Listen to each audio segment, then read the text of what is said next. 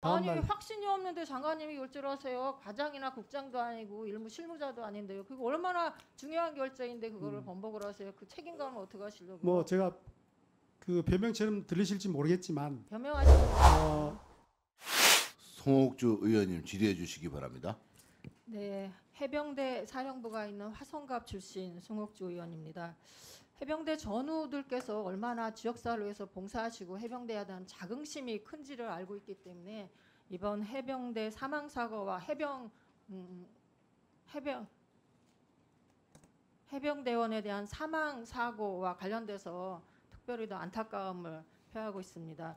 먼저 안타까운 사고로 생을마감한 순직 해병대원과 사고 원인 규명 과정에서 제기된 각종 의혹에 힘들어하고 계실 유가족분들께 진심으로 위로의 말씀을 전합니다. 이번 해병대 장병의 안타까운 순직 사고 과정에서 우리 군 지휘부는 최초 지원 요청 당시부터 현장 투입 이후의 대처까지 모든 과정에서 총체적인 무능을 드러냈습니다.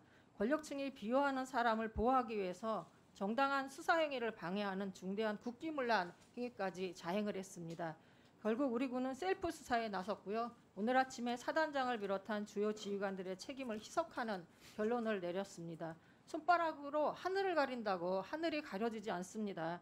진실은 향후 국회의 특검을 통해서 낱낱이 밝혀질 것입니다. 국방부는 지금 당장 고인과 유가족께 사과를 하고요. 이 심각한 국기문란 행위를 중단하고 정정해야 될 필요가 있겠습니다. 자료를 잠깐 보시면 이게 국방부 장관께서 사인을 결재를 한 겁니다. 7월 31일 6시 16시죠. 오후 4시 30분에 수사단장의 보고를 받고 결재를 하셨습니다. 맞습니까? 예, 맞습니다. 예. 예. 근데 이제 이게 장관님께서 인사 말씀하는 자료를 보니까 이때 보고를 받을 때 배석한 한 참모는 8명 모두 범죄 혐의자로 적시하는 것이 타당한가라는 문제 제기를 했다고 하는데 그럼에도 불구하고 해병대 수사단 차원의 조사라는 점을 고려해서 결재를 했다고 합니다. 보통 장관님이 결재하는 건 그만큼의 막중한 책임감이 있는 건데 이게 결재를 하고 나서 아차 싶은 거세요? 아니면은 이게 결재를 하고 나서 아니면 어디서부터 외압을 받아가지고 이걸 번복을 하신 건가요? 예, 외압은 없었다는 점을 다시 말씀드리고 그러세요? 그때 예, 그러게요. 근데 7월 30일 날 13시에 이첩 보류를 지시한 게 있는데 그 사이에 일정을 보니까 7월 30일 날 저녁에 대통령실의 안보실에 언론 브리핑 자료를 제출한 게 있습니다. 이 언론 브리핑 자료는 국방부에서 작성하신 건가요? 해병대 사령부에서 만든 겁니다. 해병대 사령부에서. 그러면 이 수사단장이 만든 여기 뭐 8명의 문제가 있고 과실치사의 혐의가 있고 그런 내용이 포함되어 있는 브리핑 자료인가요? 제가 정확히 말씀드리면은 해병대 사령부라고 말씀드렸지만은 밑에 있는 해병대 수사단에서 사령관한테 내용이 보고한 그 내용이라고 예, 그죠? 그렇습니다. 그 내용이죠. 국가안보실에서 그거 보고 깜짝 놀랐겠어요, 그죠? 그렇죠. 거기는 지금 대통령이나 국방부에서는 강한 군인을 외치고 이 군인을 어떻게 하면 좀 더 이렇게 옹호를 할까 하고 있는데 이게 큰일 난 거죠. 8명이나 걸려있고 국회에 아주 국기문란과 관련된 아주 큰 사건이라고 생각을 하니까 이게 대통령실에서 가만히 있으리라고 생각을 안 한 것 같아요. 그렇게 생각하지 않으세요? 그래서 이게 7월 30일 날 오후 4시 30분에서 31일 오후 1시 사이에 20시간이 넘게 무슨 일이 있었는지 참 국민들이 궁금해합니다. 장관님을 이렇게 결재를 하고 나서 번복한 적이 있으세요? 저희도 의원님, 가끔 결재하지만 그 결재라는 게 얼마나 중요한 자신의 이름과 자리를 걸고서는 하는 결재 행위인 거예요. 그렇게 생각하지 않으세요? 의원님 그 안보실에 보냈다는 언론 설명 자료하고 보류시키고 재검토 지시한 거하고는 전혀 관계 없습니다. 통상 관계가 없는 건 이제 외교안보 장관님 말씀이신 거고요. 외교안보 그래서 아마 관련된 그거를 부처에서 빠져나가기 위해서 인사 말씀 자료를 언론 설명할 보니까 때는 그 언론 다음 날 자료는 보고관 제기된 의견들을 재검토할 필요하고 판단하여 국회와 언론 설명 취소와 경찰 이첩 보류를 지시했다. 장관이 한 것처럼 이렇게 되어 계시네요. 제가 그죠? 판단한 건 맞습니다. 근데 예. 장관님께서 이렇게 결재를 하고 번복한 적이 많으세요? 아니 그 결제할 때도 뭐 확신이 있어서 한 것은 아니었지만 다음 날 확신이 없는데 장관님이 결재를 하세요. 과장이나 국장도 아니고 일무 실무자도 아닌데요. 그거 얼마나 중요한 결재인데 그거를 번복을 하세요. 그 책임감을 어떻게 하시려고요? 뭐 제가 그 변명처럼 들리실지 모르겠지만 변명하시는 거잖아요. 제가 뭐 결재를 그죠? 강조하시니까 제가 답변 드리겠습니다. 통상적으로 우리가 결재를 신중하게 판단할 때는 어떤 경우냐면은 실무자부터 아니요, 해서 단계별로 올라와서 장관님 최종 말씀 결정할 들을 거 때는 없습니다. 굉장히 신중하게 이게 고민합니다. 처음부터 이게 면피를 하려고 자락을 까셔서 인사 말씀도 하시고 결재를 했는데